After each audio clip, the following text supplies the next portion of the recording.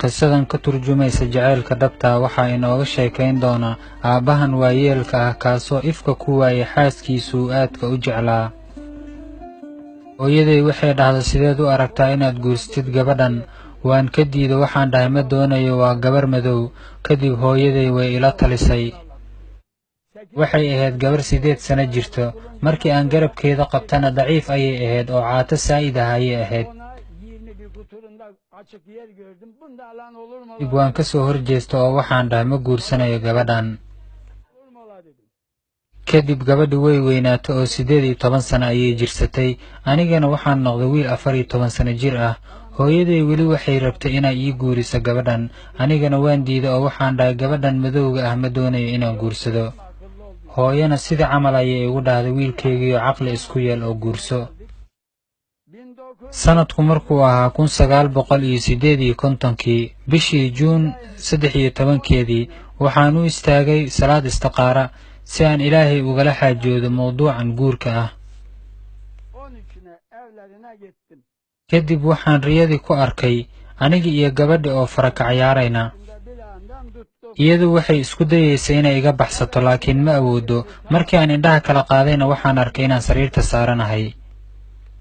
3 maalin kadib markaan arkay riyadaas, aabbahay iyo hooyaday iyo walaalkay iiga weyn waxaan u waday gabadhi reerkeeda si aan ula kulanno. iyaguna guurkeena way oggolaadeen. iyada markaan la kulmo waxaan weydiiyey, hadda ka hor sawirriyada iguma aadan arkin? waxay dhahdaa, haa, 15 maalmood oo u dambeeyay oo idil riyada ayaan kugu arkayay, aniga iyo adiga oo faraka ciyaarayna. waxaan isku dayay inaan baxsado laakiin ma awoodi karin. markii aan indhaha kala qaadana waxaan arkayay anigoo sariirta saaran.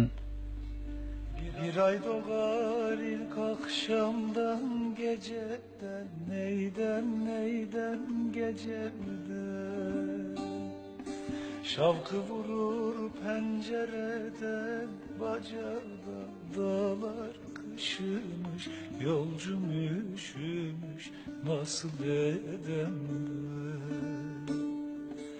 uykusuz mu kaldı? waxaan mar dambe ogaaday inay iyadu la nuuc ahayd ubaxa fiyoolaha ah oo aan inta badan la arkin.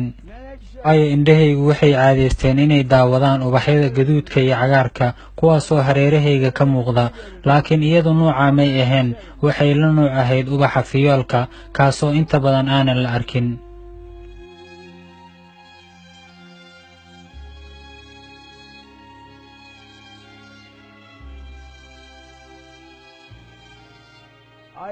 sannado iyo bilooyin badan ayaan soo marnay. ilaahay wuxuuna siiyey hanti iyo awlaad. nolosheennu waxay ku dhisneed reerreen iyo farxad.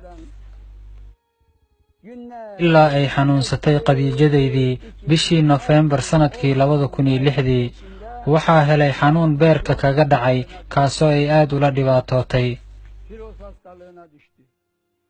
si aan u soo daaweeyey Ankara ayaan u waday, laakiin dhakhaatiirta cudurkeeda daawo way u waayeen. 11 maalin kadibna Ilaahay ayaa naga jeclaaday oo way dhimatay.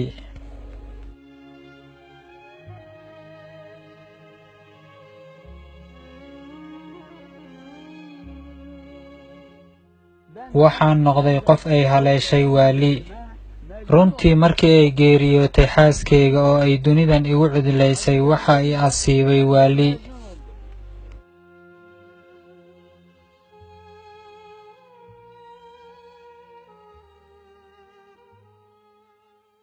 miyay iibinayaan qadarka aan lacag siisanne?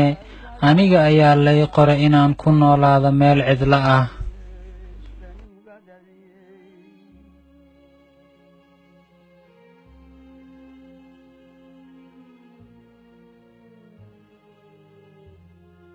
aniga iyo xaaskeyga guurkeenna wuxuu Ilaahay qoray inta aynan dunidan imaan, laakiin qadarka ayaa ku soo koobay 51 sano keliya.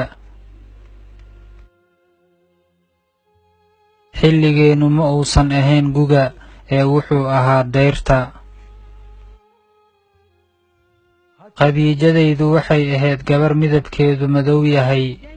waxay ahayd mid soo jiidasho leh, dunidanna way igu cidlaysay. waxaa dunidan la keenay laba Khadiijo keliya. midda koowaad waa xaaskii nebiga sala allahu calayhi wasalam, midda labaadna waa xaaskayga Khadiijo, allah u wada naxariistee. sidaasoo dhan ayay u wanaagsaneed. waxaan si wada jira u wada nooleen 18,598 maalmood. hal maalin oo ka midana hadal xun ima aysan odhan.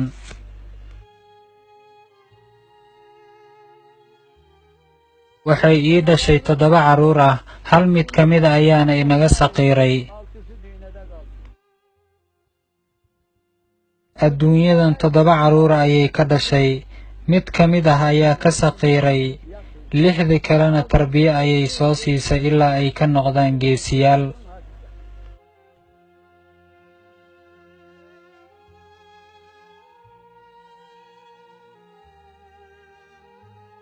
geerideedii kadib wax kale ma samayn jirin. buuraha ayaan wareegi jiray, buurba buur ayay ii dhiibi jirtay anigoo ayada raadinaya.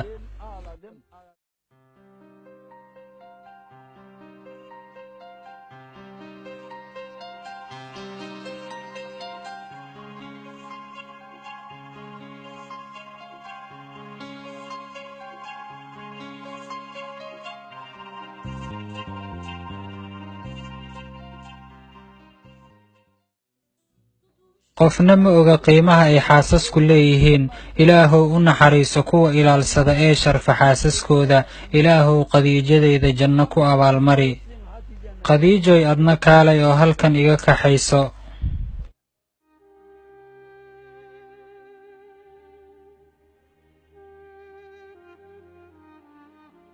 hadda aniga keligay ayaan ahay, keligay ayaa fadhiista, keligay ayaana kaca.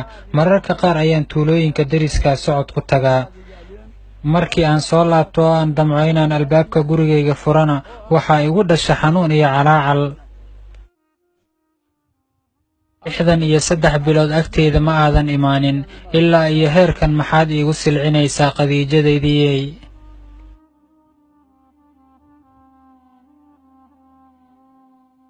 kama baxdid xiskayga ilaa aan jiifta mooye. waxaan si niyada oo dhab ah u leeyahay, wacnaan lahaydaa inay noolaato. waxaan noqon lahaa addoon ay iyada leedahay. waxay ii adeegaysay 50 sano iyadoo aan hal mar xitaa daalin. waxay ii dhashay awlaad wanaagsan, khayr badan allah siiye, kuwaasoo si wanaagsan ii daryeela. anigu geerida kama baqo, waayo gurigan ayaa la iga wadayaa, guri kale ayaana la igeynayaa.